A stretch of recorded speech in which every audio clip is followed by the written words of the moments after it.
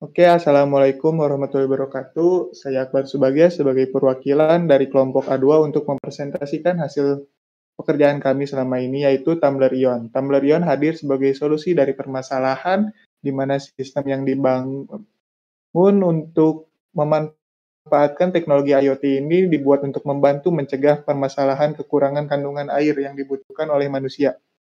Tumbler ion ini terbuat dari berbagai komponen seperti ESP yang sebagai microcontroller, Load-C sebagai sensor berat, HX711 sebagai komunikasi antara load cell dengan microcontroller, dan Android sebagai user interface, dan Antares sebagai database atau perangkat komunikasi antar komponen. Lalu, manfaat dari produk ini adalah yang pertama, sebagai alat minum yang lebih efektif, yang kedua, membantu pola hidup sehat, yang ketiga, mengurangi sampah botol plastik, dan keempat, sebagai alat pengingat minum. Tujuan dibangunnya perangkat ini adalah untuk harapan agar dapat menjadi solusi bagi mereka yang mengalami masalah dalam mengkonsumsi air, di antaranya sebagai kalangan pelajar yang berkegiatan secara daring ini, kalangan pekerja atau kantoran yang sedang bekerja WFH ataupun di kantor, lalu kalangan masyarakat yang ingin hidup lebih sehat, dan yang terakhir kalangan masyarakat yang rentan lupa minum. Lalu di sini ada fitur aplikasinya. Yang pertama ini ada tampilan sebagai di mana kita ada air yang berada di tumbler, lalu ada air yang sudah diminum, dan sistem akan menggenerate air yang harus diminum oleh pengguna yang di mana ada di bagian profile. Sebelum di sini kita harus menginputkan nama, usia, jenis kelamin, tinggi badan, berat badan, dan nanti akan digenerate oleh sistem untuk menghasilkan air yang dibutuhkan. Lalu setelah meminumnya akan ditampilkan secara statistik. Dan ini adalah merupakan statistik yang akan diperlihatkan sebanyak kita minum per harinya dan akan ditampilkan dalam 1 minggu. Oke, di sini ada alatnya yaitu Smart Tumbler atau tumbler ion yang dibuat oleh kelompok kami. Di sini terdapat ESP8266 sebagai microcontroller, kemudian ada amplifier, dan untuk sensor beratnya yaitu HX771. Sensor ini akan mendeteksi berat tumbler ini yang akan mengirimkan data ke Antares. Data dari Antares akan tersampaikan ke dalam Android ke dalam sistem kami, yaitu sistem tumbler ya.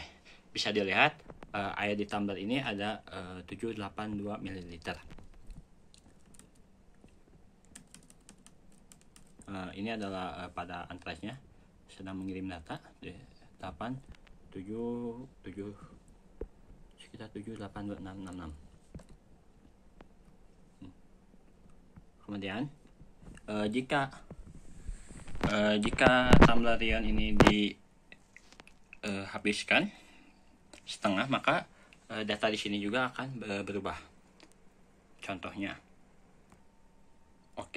air sudah dihabiskan setengahnya, sehingga bisa dilihat air di tumbler sekarang yaitu 485,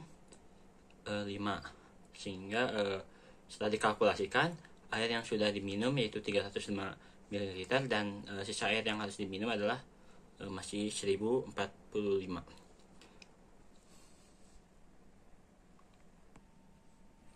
Kemudian jika botol telah habis, bisa dilihat air di tumbler berubah menjadi 99 ml. Sistem juga akan menampilkan notifikasi jika berat kurang dari 150 ml. Sistem juga akan mengirim notifikasi jika kurang dari 150 ml. Berikut adalah notifikasinya.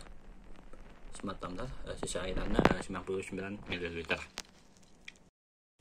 Sistem akan mengeluarkan notifikasi kepada pengguna selama 15 menit sekali sebagai penanda untuk pengguna agar tidak lupa untuk minum.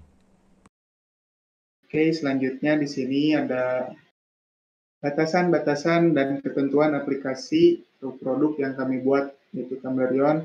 Batasannya itu diantaranya yaitu produk perlu disimpan di tempat pada alat penampung botol yang tersedia, yang dimana wadah tersebut yang terpasang dengan load cell. Lalu produk hanya dapat mendeteksi berat sekitar 1-3 liter tergantung dengan kapasitas botol yang disimpannya. Selanjutnya, produk perlu terhubung dengan power supply, di mana kami masih menggunakan laptop sebagai power supply dan internet untuk mengirimkan data. Lalu yang keempat adalah aplikasi perlu terkoneksi ke dalam internet. Dan mungkin ada tambahan lagi, aplikasi ini kita menggunakan botol yang kapasitasnya 700 ml ya. Jadi setelah botol habis, kami akan ada notifikasi untuk mengisi air kembali, dan nanti air dalam tumbler akan bertambah kembali menjadi 700 ml atau sebanyak berat botol tersebut atau air yang diisikan, dan air yang sudah diminum tidak akan terreset. Dan untuk risetnya itu yang kami rencanakan adalah setiap harinya, tapi masih belum dapat dilaksanakan, jadi kami merisetnya masih secara manual.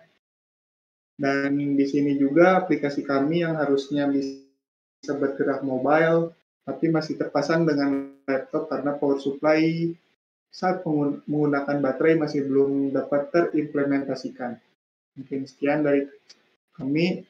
Mohon maaf bila ada kesalahan. Wassalamualaikum warahmatullahi wabarakatuh.